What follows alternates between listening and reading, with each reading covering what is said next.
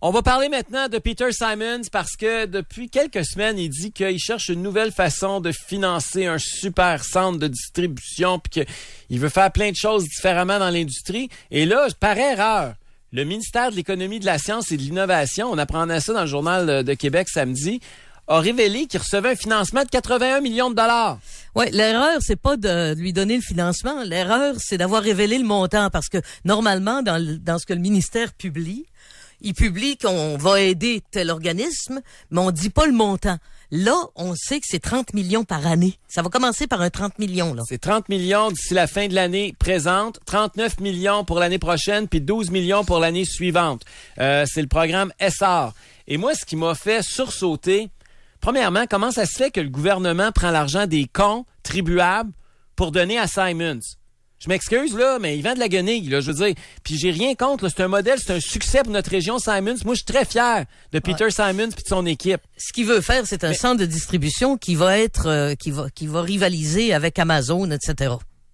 Monsieur Simons, ça fait 2-3 fois que je trouve qu'il prend des positions assez bizarres. Vous le savez, moi, quand il a pris position pour le salaire minimum à 15 $ au Québec, alors que 99% de sa production est faite à des endroits où on paye les gens 2-3 piastres de l'heure. En partant, je trouvais ça hyper bizarre et questionnable. Ajoute que rien ne l'empêche de payer 15 $ de l'heure ses employés si ça lui chante. Non, mais comment ça se fait quand il fait tout fabriqué en Chine, qu'il paye le monde 2 piastres? Oui, mais ces vendeuses, etc., ici, il peut les payer 15 piastres de l'heure s'il pense que c'est ça que devrait être le salaire minimum. C'est parce qu'il y a des gens qui embauchent des couturières, des patronistes, puis des coupeurs à 15 piastres de l'heure au Québec, pendant que M. Simons paye 2 $ en Chine. Il y a des gens qui concurrencent déjà avec des gens qui payent 12, 13, 14 piastres, puis lui, il veut faire augmenter le prix de ses concurrents. L'autre affaire qu'il a fait de bizarre, rappelle-toi, il voulait taxer l'achat en ligne pour tout le monde sur tous les produits au Québec.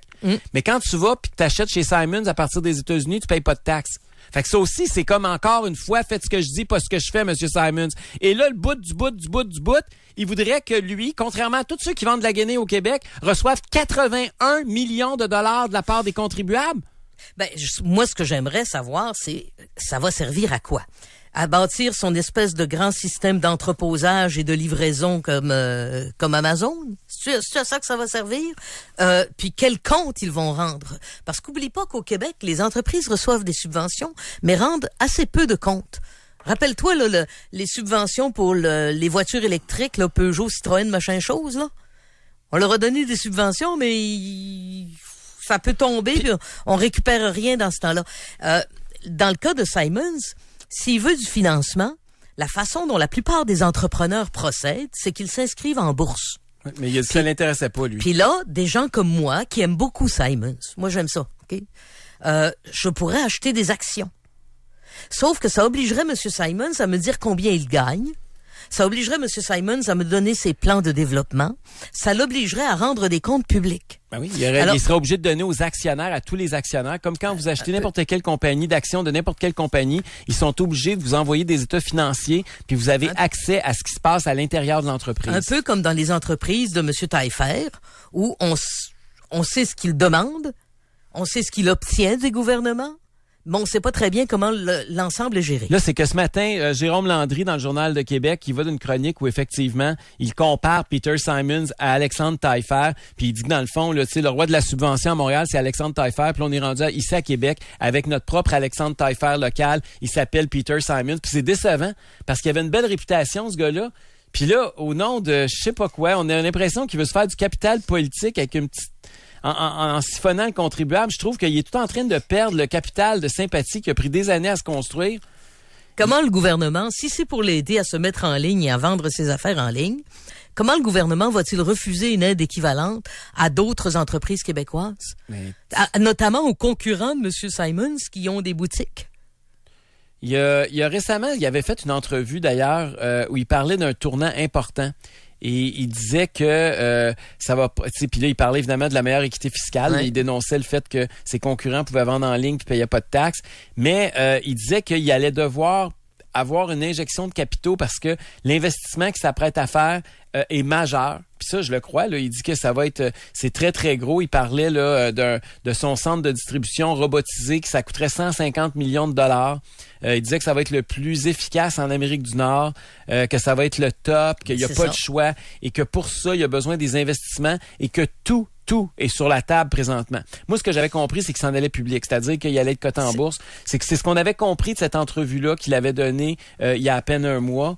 Mais de toute évidence, c'est pas ça qu'il voulait dire. Il voulait dire qu'il allait faire appel au portefeuille des contribuables pour se financer. Ben, ça me dérange un peu parce que moi, s'il s'inscrit en bourse, il va être obligé d'être très transparent dans sa gestion. C'est une des obligations vis-à-vis des actionnaires. Puis qu'ensuite, éventuellement, on le subventionne parce qu'il est très transparent et qu'il permet, par exemple, de doter le Québec d'un centre de distribution qui sert de modèle. Puis là, j'ai pas de problème.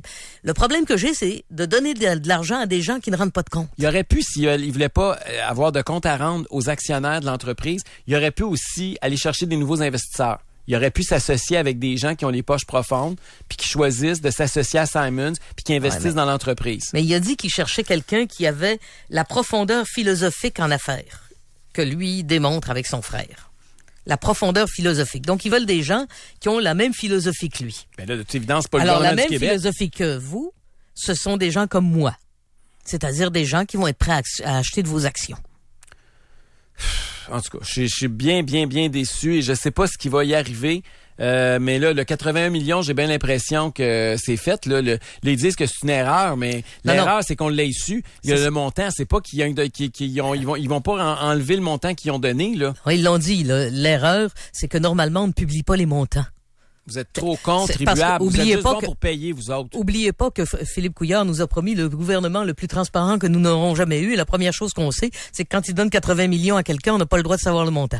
Il y a Martin qui nous écrit « Pourquoi mettre son argent dans un projet s'il est possible de le financer à même les fonds publics? » Il dit « C'est un modèle à revoir au plus sacrant. » Il y a Ben qui va dans le sens contraire. Il dit « Au lieu de déblatérer contre Peter Simon, invitez-le donc, posez vos questions. » On l'avait invité la dernière fois d'ailleurs. On aurait peut-être pu l'inviter. On peut peut-être le réinviter cette semaine. C'est pas une mauvaise idée. Merci Ben de la suggestion. Jean nous écrit « Bonjour Éric Coudon, à 81 millions, il va pouvoir payer plus qu'un bain à son grand-père. » Oui, parce que vous vous souvenez qu'il était allé à Tout le monde en parle. Il avait dit que c'était épouvantable l'équité fiscale parce qu'on pouvait pas payer des bains. Mais 81 millions de dollars, M. Simons, on aurait payé beaucoup de bains à des gens en CHSLD. Le deuxième bain coûte 30 millions. Alors, on va donner à Peter Simons 3 bains par semaine à tout le monde. L'équivalent de 3 bains supplémentaires par semaine à tout le monde. François nous écrit « Les subventions aux entreprises sont carrément des dons du gouvernement, un détournement de fonds publics. Depuis son accolade avec des communistes, pour moi, Simons, c'est terminé. » Là, il doit parler, quand il parle de son accolade avec les communistes, il doit parler de la conférence de presse qu'a fait Peter Simons avec Amir Kadir de Québec solidaire pour un salaire minimum à 15$. C'est vraiment bizarre que Peter Simons commence à faire de la politique puis qui s'abaisse à ça. Mais je pensais pas que Simons avait besoin de ça. Je pensais que c'était une entreprise qui était capable de s'autogérer puis de se financer puis qui était pas besoin de descendre à ce niveau-là. C'est bizarre. Sur 25 de 2,6, M. Simons se prépare-t-il à nous faire payer la fontaine de Tourny? Et deuxièmement, pourquoi le premier réflexe d'une compagnie qui a un peu de misère est de quémander de l'argent au gouvernement? Et malheureusement, le gouvernement paye souvent. J'ai une petite compagnie. Si ma compagnie est pas rentable, je vais la fermer et non essayer de me faire vivre par le gouvernement à grands coups de subventions, écrit cet homme d'affaires. Très bien dit. On va prendre une pause là-dessus, Myriam. Au retour, restez là. On va parler de l'épicerie. Il y a une